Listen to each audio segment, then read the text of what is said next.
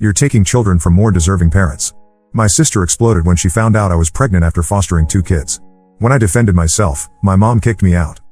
I, 29F, never expected my family would fall apart over me trying to help children in need.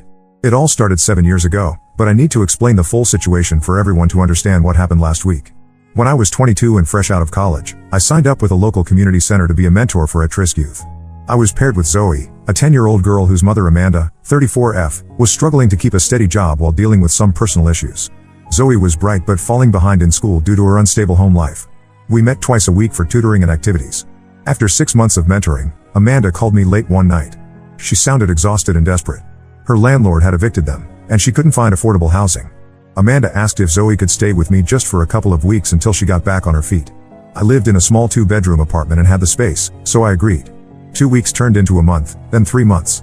Amanda visited when she could, but finding steady work and housing proved more difficult than she expected. The mentoring program coordinator suggested I become an official foster parent to make the arrangement legal and get support services for Zoe. I went through the training and home studies, and 6 months after Zoe moved in, I became her foster parent. Amanda continued to work on getting stable. We maintained a good relationship throughout this time. She visited Zoe regularly and called her almost every day.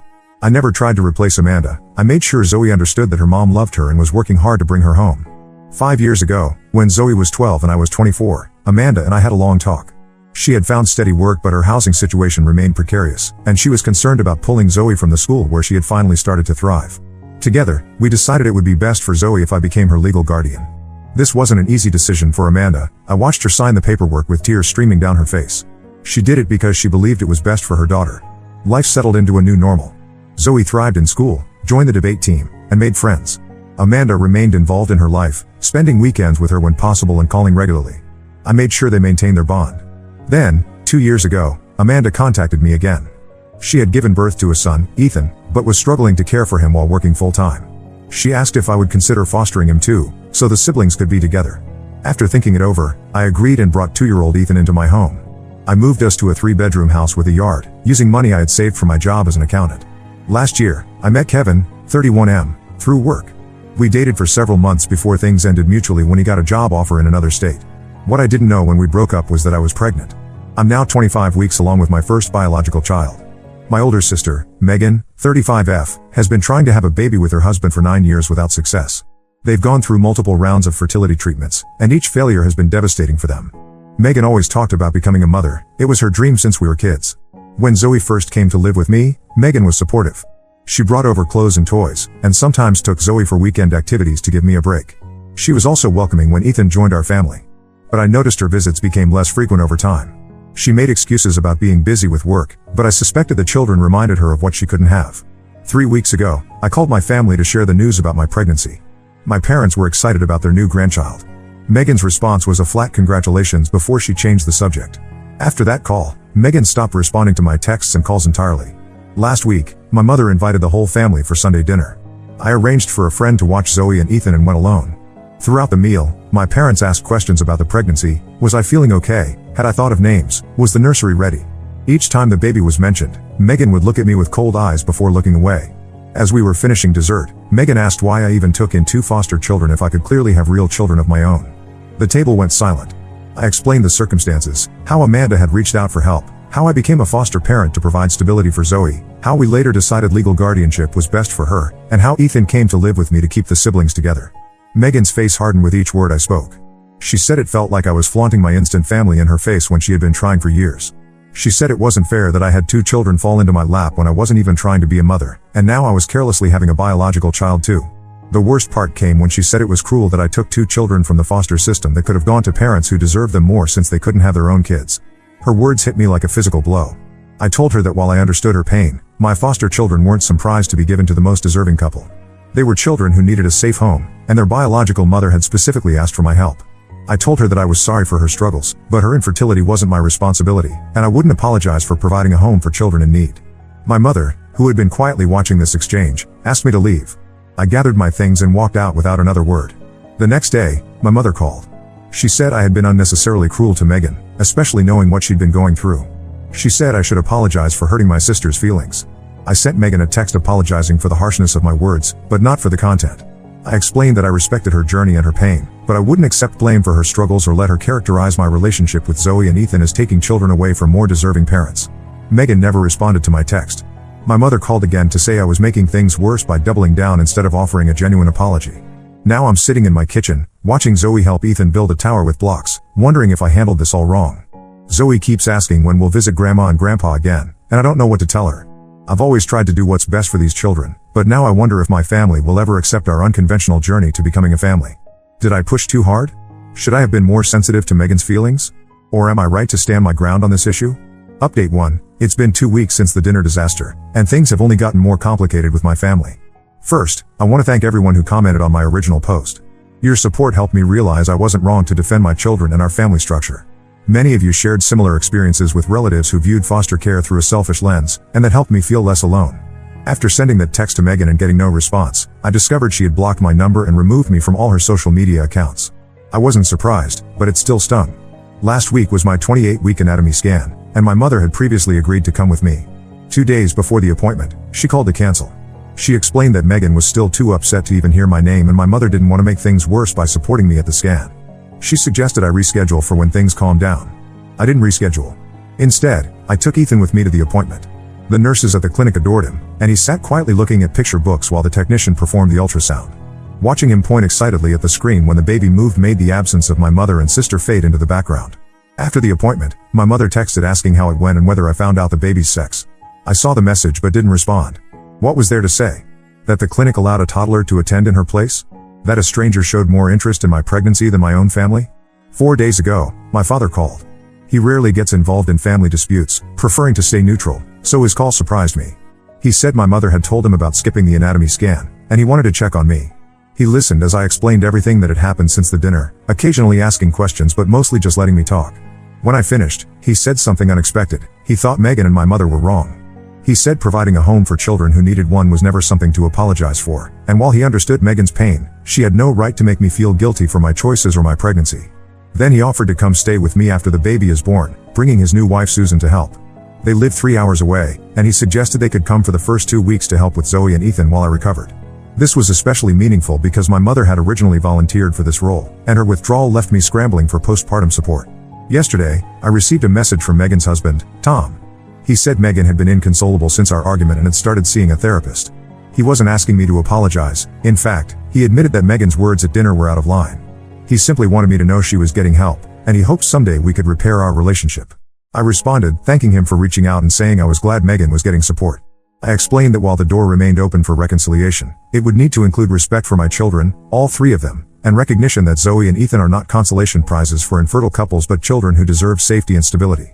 After sending that message, I sat down with Zoe to explain, in age-appropriate terms, what was happening with her aunt and grandmother. I told her that sometimes adults disagree and need time apart to sort through their feelings. I assured her it had nothing to do with her or Ethan, and that our family, including the new baby, was my priority. Zoe asked thoughtful questions about why her aunt was upset about the baby. I explained that sometimes when people want something very badly and can't have it, seeing others get it easily can make them sad or angry. She nodded and said she understood because she felt that way when her friend got the exact sneakers she wanted for her birthday, but her mom, Amanda, couldn't afford them. The wisdom of a 14-year-old sometimes amazes me. This morning, I texted my father accepting his offer of postpartum help. I then called Amanda to update her on the situation. She visits monthly now and calls Zoe twice a week. She's doing well. She recently got a promotion at work and has been stable in her apartment for over a year. She expressed concern about the family conflict and offered her own support, suggesting she could take both kids for a weekend before the baby comes to give me time to prepare. I'm still processing my feelings about my mother's actions. Her choice to prioritize Megan's comfort over attending an important milestone in my pregnancy reveals where her loyalties lie. For now, I've decided to limit contact with her, focusing instead on the people who have shown up for me and my children. As for the baby news, it's a boy. The scan showed he's measuring right on track, with all tests coming back normal. Zoe is delighted to be getting another brother. She's already selected a stuffed elephant, the first toy I gave her when she came to live with me, to pass down to him. Ethan doesn't quite grasp what's happening but pats my belly and says baby with a smile. I still haven't decided on a name for this little one. With everything going on, that task keeps slipping down my priority list.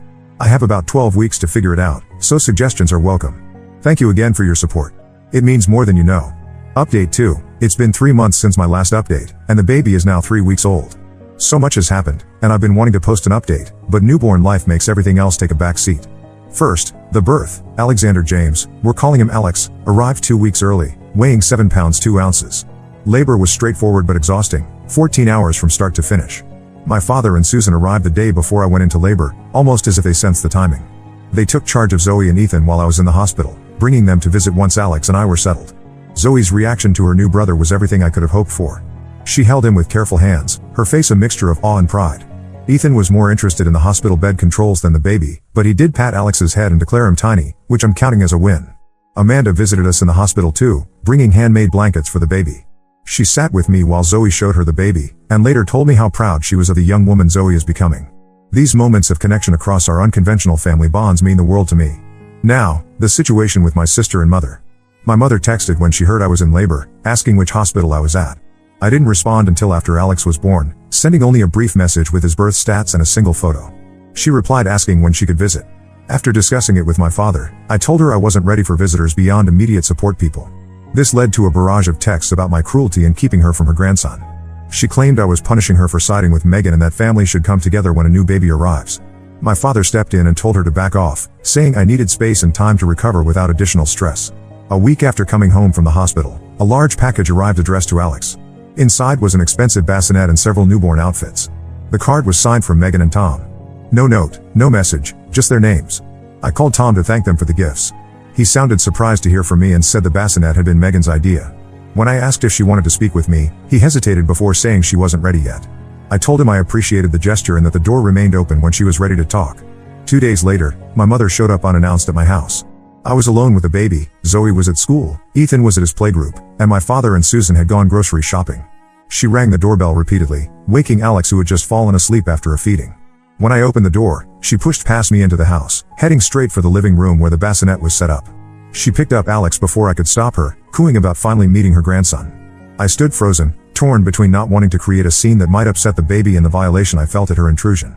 I asked her to sit down and carefully explained that while I was glad she wanted to meet Alex, showing up unannounced was not acceptable. I told her I needed her to respect my boundaries if she wanted to be part of our lives. She responded that she wouldn't need to resort to such measures if I hadn't been keeping the baby from the family. When my father and Susan returned, my mother's demeanor changed immediately. She handed the baby to me and acted as though her visit had been planned all along. My father, seeing my face, asked my mother to leave. She left in tears, calling back that I was turning everyone against her. The next day, I received a long email from Megan.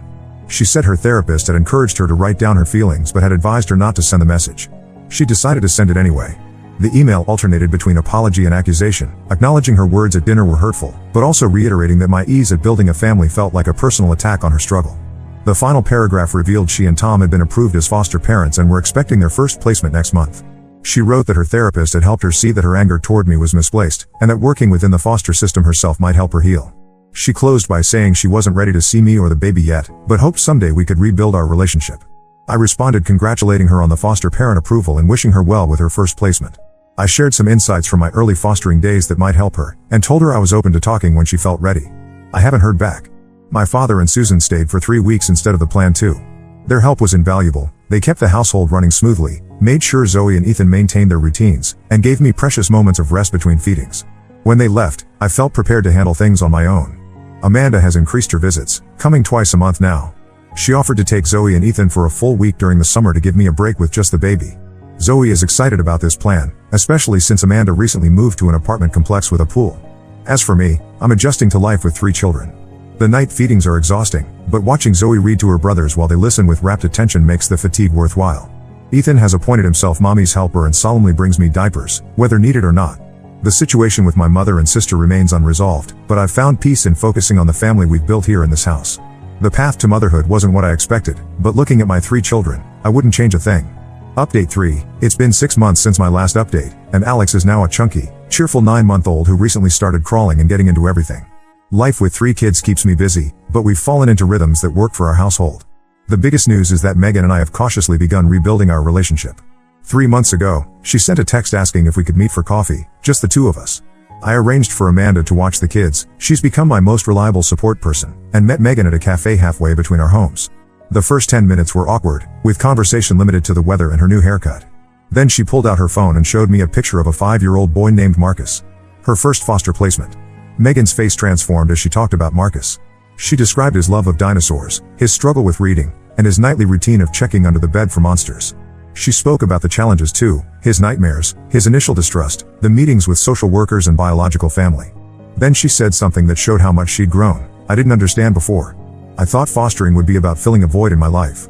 But it's not about me at all. It's about giving Marcus what he needs until his mom can provide it herself.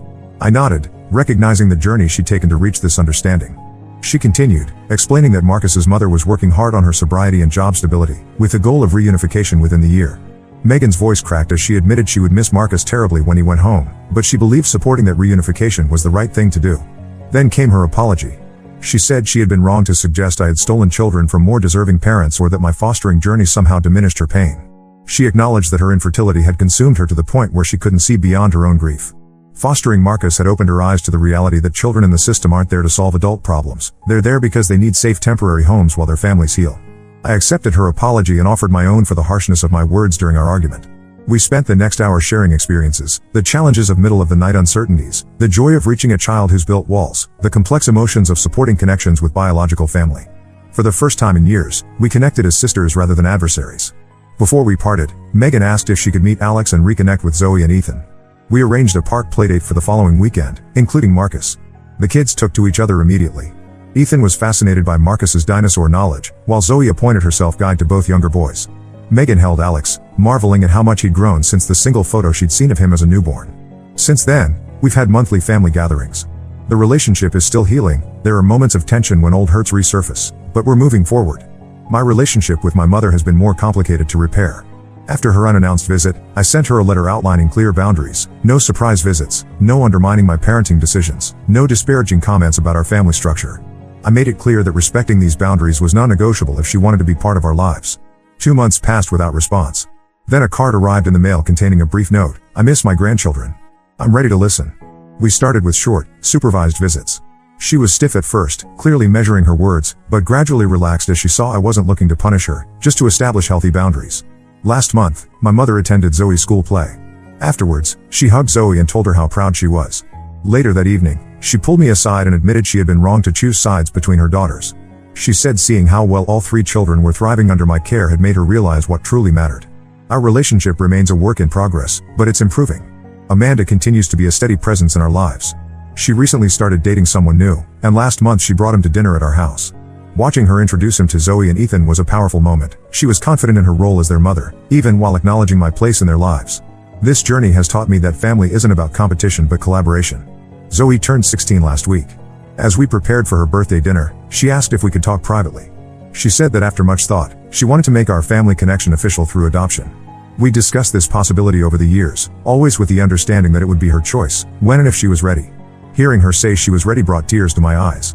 We're starting the legal process next month. Ethan, now 4, continues to adore his big sister and has appointed himself Alex's personal entertainer. Alex laughs more for Ethan than for anyone else. Megan and Tom are preparing to welcome their second foster placement, a newborn whose mother needs time to complete a treatment program. Megan called me for advice about setting up a nursery, and we spent hours talking through the practical and emotional aspects of fostering an infant.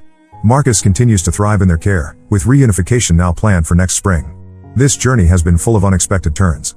When I signed up to be a mentor 7 years ago, I never imagined it would lead to motherhood 3 times over, a family rift that seemed irreparable, and ultimately, a deeper understanding of what family truly means. The path hasn't been easy, but watching my children grow surrounded by people who love them, biological and chosen family alike, makes every challenge worthwhile. Now let's move to the next story. Story 2. My parents accused me of ruining my sister's marriage after I gave her advice. Months later, a shocking secret changes everything. I, 34F, have been struggling with a family situation that's been causing me sleepless nights for months now. It all centers around my younger sister, Ella, 29F, her estranged husband Richard, 31M, and their 2 kids, Jill, 7F, and Jack, 4M. To give you some context, Ella and Richard met in college. They were the classic opposites attract couple. Ella was always the responsible, organized one, while Richard was more laid back and spontaneous. They balanced each other out well, and for a while, everything seemed perfect. They got married right after graduation, and within a year, Jill came along. I remember how excited Richard was when Jill was born. He'd spend hours just watching her sleep, talking about all the things he was going to teach her. When Jack was born 3 years later, Richard was over the moon. He'd always wanted a son, and he couldn't wait to take Jack fishing and camping. But somewhere along the line, things started to change.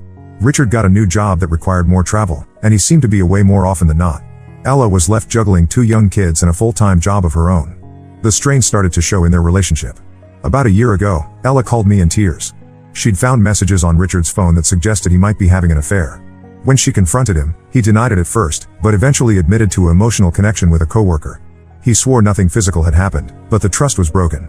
They tried counseling for a few months, but it didn't seem to help. Richard was defensive and uncooperative, according to Ella. Finally, about 8 months ago, they decided to separate. They agreed that Richard would have the kids every other weekend, and they'd reassess the situation after 6 months. At first, things seemed to be going okay. Richard would pick up the kids on Friday evening and drop them off on Sunday night. But gradually, he started making excuses. One weekend, he had to work late. The next, he wasn't feeling well. It got to the point where he was only taking the kids maybe once a month, if that. I have 3 kids of my own, twins Emma and Olivia, 8F, and Noah, 9M. They get along great with their cousins, so I started offering to take Jill and Jack when Richard would cancel. I figured it was better for them to have fun with their cousins than to be disappointed by their dad. The thing is, Richard started taking advantage of this. He'd call me directly to ask if I could take the kids on his weekend, saying things like, "They always have more fun at your place anyway." It frustrated me to no end, but I didn't want to say no to the kids. I tried talking to Richard about it several times. I told him he needed to step up and be there for his kids. He'd always have excuses. He was too busy with work, or he wasn't feeling well, or he had plans he couldn't cancel. It felt like he was treating his time with his kids as optional. This situation brought back a lot of painful memories for me. My ex-husband, Brian, wasn't much better when we first separated. He'd cancel at the last minute, leaving me scrambling to find childcare. It took me a long time to realize that his behavior wasn't just hurting me, it was hurting our kids too. Things came to a head last month. It was Richard's weekend, but he called me on Friday afternoon asking if I could take the kids. His excuse this time? He had tickets to a concert he'd forgotten about. I was furious but agreed to take the kids. When Ella came to pick them up on Sunday, she looked exhausted. She confided in me that she was struggling with Richard's unreliability. She never knew if he'd actually take the kids, which made it hard for her to plan anything on her weekends off. I sympathized with her, thinking about my own experience with Brian. I told her how I'd eventually changed our custody arrangement so that Brian only got the kids when he specifically asked for them, and I agreed. I explained how much easier it was not having to depend on him sticking to a schedule, and how my kids were happier not being constantly let down. Ella seemed to really take this to heart. She thanked me for listening and left with the kids. I thought that was the end of it, but apparently, she talked to Richard about changing their arrangement. The next day, Richard called me, absolutely livid.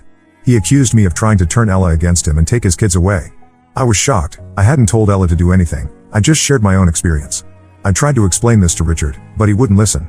He kept yelling about how I was a terrible sister and how I should mind my own business.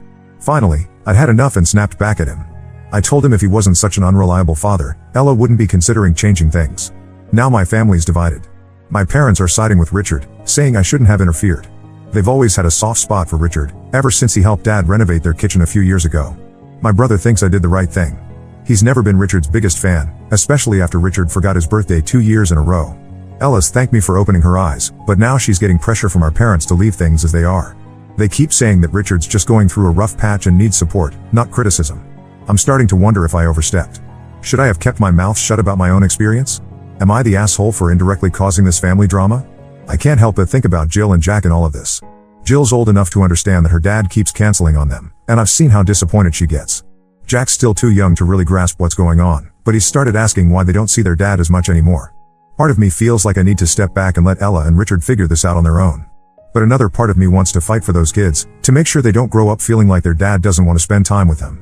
I keep thinking about my own kids, and how much happier they've been since I changed things with Brian. They know when they're going to see him now, and he rarely cancels because he has to commit to the time in advance. It's made such a difference in their lives. But maybe every situation is different. Maybe Richard really is just going through a rough patch and will get better. Maybe I'm projecting my own experiences onto Ella's situation. I just don't know what to do now. Should I apologize to Richard and my parents? Should I stand my ground? Should I stay out of it entirely from now on? I feel like no matter what I do, someone's going to be upset with me. Update 1. It's been about a month since my last post, and a lot has happened. First, I want to thank everyone for their support and advice. It really helped me see that I wasn't in the wrong for sharing my experience with Ella. After the initial blow-up, things were tense in our family for a while. Our parents kept trying to pressure Ella into leaving the custody arrangement as it was, saying Richard just needed more time to adjust to being a single dad. Ella was torn. She didn't want to rock the boat, but she was also tired of Richard's unreliability. During this time, I tried to stay out of it as much as possible. I still had Jill and Jack over to play with my kids, but I made sure to arrange it with Ella, not Richard. I didn't want to give him any more ammunition to use against me.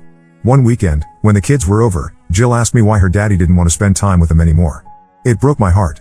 I tried to explain that her daddy loved her very much, but sometimes grown-ups have a hard time showing it. I'm not sure she understood, but she seemed a little less sad after our talk. Things came to a head about 2 weeks ago. It was supposed to be Richard's weekend with the kids. Ella dropped them off on Friday evening, only to get a call from Richard at 9 p.m. He said he had to go out of town for work and asked if she could come get the kids. Ella was furious. She'd already made plans for her child-free weekend. That's when Ella called me.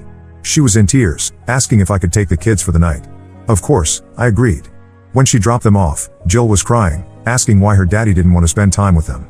Jack was confused and cranky, not understanding why they were being shuffled around so late at night. The next day, Ella came over early. She was determined to confront Richard and change their arrangement.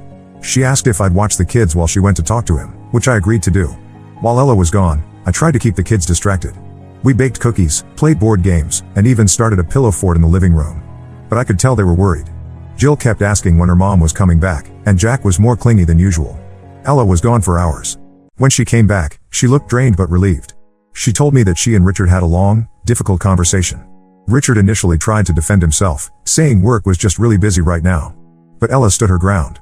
She told Richard that from now on, he wouldn't have set weekends with the kids. Instead, he'd have to ask her at least a week in advance if he wanted to take them for a weekend. If he canceled last minute, he'd lose his next chance to have them. Richard wasn't happy about this, but Ella didn't back down. She told him that his behavior was hurting the kids, and this was his last chance to prove he could be reliable. Our parents weren't thrilled when they found out. They came over to my house that evening, saying I'd poisoned Ella against Richard. I stood my ground, telling them that Richard's behavior was the problem, not my advice to Ella. It turned into a huge argument. Our dad kept saying Richard was doing his best, and our mom accused me of being jealous because Richard was a better father than my ex. That really hurt. My ex might not have been perfect, but at least he showed up when he said he would. I reminded them of all the times Richard had canceled on the kids, how disappointed Jill and Jack always were. I asked them if they really thought it was okay for Richard to treat his children like they were optional. That seemed to give them pause, but they still insisted that we needed to give Richard more time. The argument ended with our parents storming out, saying they needed time to think. They haven't spoken to me since, which has been hard. We've always been a close-knit family, and this rift is painful for all of us. But Ella has been incredibly supportive. She told me that our conversation had given her the courage to stand up for herself and her kids. She said she'd been so worried about keeping the peace that she lost sight of what was best for Jill and Jack. For now, we're in a sort of uneasy peace. Richard's agreed to the new arrangement, though he's not happy about it. Ella's feeling more in control. The kids seem a bit confused by the change, but they're adjusting. Jill asked me the other day why things were different now. I tried to explain that her mom and dad were trying to figure out the best way to make sure she and Jack got to spend time with both of them. She seemed to accept that, but I could tell she was still a little unsure. I'm still not sure if this will solve everything, but it feels like a step in the right direction. Ella seems more relaxed, knowing she won't have to deal with last-minute cancellations anymore. And I'm hopeful that this will motivate Richard to be more present when he does have the kids. As for me, I'm trying to focus on being there for Ella and the kids. I've told Ella that my door is always open if she needs to talk or if she needs help with Jill and Jack. I'm also trying to give our parents some space, hoping they'll come around eventually. It's a difficult situation, and I know it's going to take time for everyone to adjust. But I believe that in the long run, this will be better for Jill and Jack. They deserve parents they can count on, and I hope this new arrangement will help provide that. Update 2. It's been another month, and things have taken an unexpected turn. The new arrangement with Richard seemed to be working at first. He was actually asking to see the kids in advance and showing up when he said he would. Ella was cautiously optimistic. But about 2 weeks ago, Ella called me in tears. She just found out that Richard had lost his job 3 months ago and hadn't told anyone. Apparently, all those times he said he was busy with work or had to go out of town for business, he was actually going to job interviews or working odd jobs to make ends meet. This news hit Ella hard. She and Richard had always been open about their finances when they were together. They'd made all their big decisions as a team. The fact that Richard had kept this secret for so long really shook her trust in him.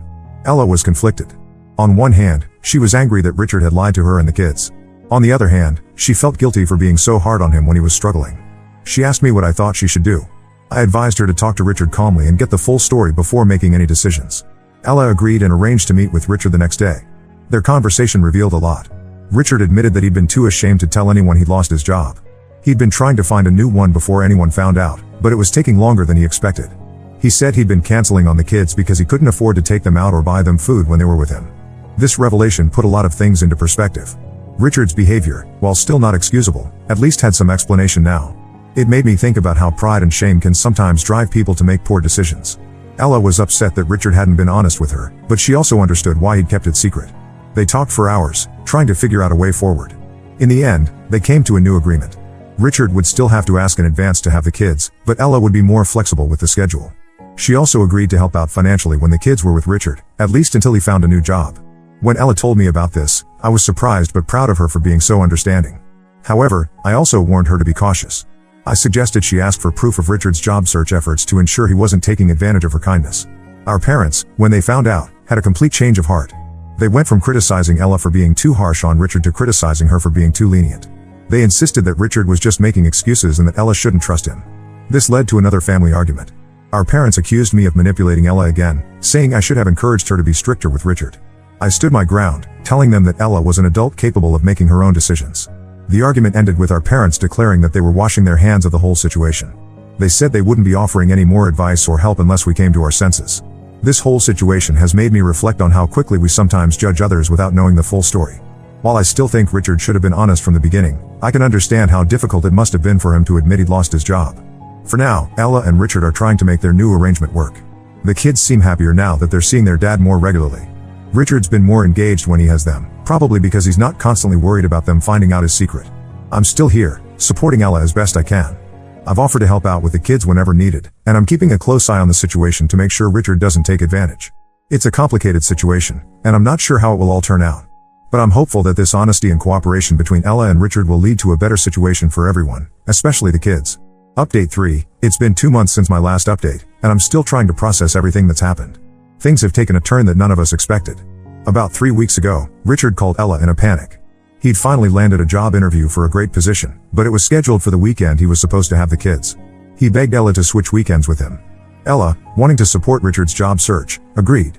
The day of the interview, I offered to watch Jill and Jack so Ella could have a break.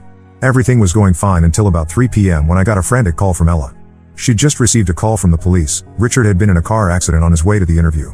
We rushed to the hospital, not knowing what to expect. When we arrived, we were relieved to find out that Richard's injuries weren't life-threatening, but he did have a broken leg and some cuts and bruises. Here's where things get complicated. While Richard was being treated, the police officer who responded to the accident came to talk to us. He revealed that they'd found open alcohol containers in Richard's car, and his blood alcohol level was well over the legal limit. Ella was devastated. All the progress Richard seemed to be making, all the trust she'd put in him, came crashing down in that moment. She broke down right there in the hospital waiting room. I did my best to comfort her, but I was angry too. Richard had not only put himself in danger but could have hurt or killed someone else. And he'd thrown away a chance at a good job that could have helped him be a better provider for his kids. When Richard was released from the hospital a few days later, Ella confronted him. He broke down and admitted that he'd been struggling with alcohol for years, even before they separated. He said he'd been using it to cope with the stress of unemployment and the shame of not being able to provide for his family. This revelation brought back memories of our uncle, who had battled alcoholism for years. I remembered how it had torn our extended family apart, and how long it had taken for everyone to heal. I couldn't help but wonder if we were about to go through the same thing with Richard. Ella was torn. On one hand, she was furious with Richard for putting everyone at risk. On the other hand, she could see he was struggling and needed help. After a lot of discussion, and some heated arguments, they came to a decision. Richard agreed to enter a rehab program. While he's in treatment, he won't be allowed to see the kids unsupervised. Ella's arranged for him to have video calls with Jill and Jack twice a week, and she's promised to keep him updated on their lives. Explaining this to the kids was hard. Jill, being older, had a lot of questions that were difficult to answer. Jack, thankfully, was too young to fully understand what was happening. Ella decided to tell them that their dad was sick and needed to go to a special hospital to get better. Our parents, when they found out, were shocked. They apologized to Ella, and to me, for not seeing the signs earlier. They've offered to help out more with the kids and to support Richard in his recovery journey. It's been a relief to have them back on our side, even though it took such a dramatic event to bring us all together again. As for me, I'm still processing everything. I'm angry at Richard for putting so many people at risk, but I'm also hoping he gets the help he needs. Mostly, I'm focused on being there for Ella and the kids as they navigate this difficult time. Ella's been incredibly strong through all of this. She's explained the situation to the kids in an age-appropriate way, emphasizing that their dad is sick and is getting help to get better. She's also started attending Al-Anon meetings to get support for herself. I've been trying to keep things as normal as possible for Jill and Jack when they're with me. We still have our movie nights and baking sessions, but I can tell they're confused and upset. Jill's been having nightmares, and Jack's become more clingy than usual. It's been a roller coaster of emotions, and I know we have a long road ahead. But I'm cautiously hopeful that this could be a turning point for Richard, and for his relationship with his kids. Only time will tell. For now, we're taking it one day at a time. Ella's focusing on the kids and on healing herself. Richard's in rehab, working on his sobriety. And I'm doing my best to be the supportive sister and aunt that my family needs right now. I've learned a lot through this whole experience. About the importance of communication, about not jumping to conclusions, and about how complex family dynamics can be. It's been challenging, But I hope that in the end, we'll all come out stronger for it.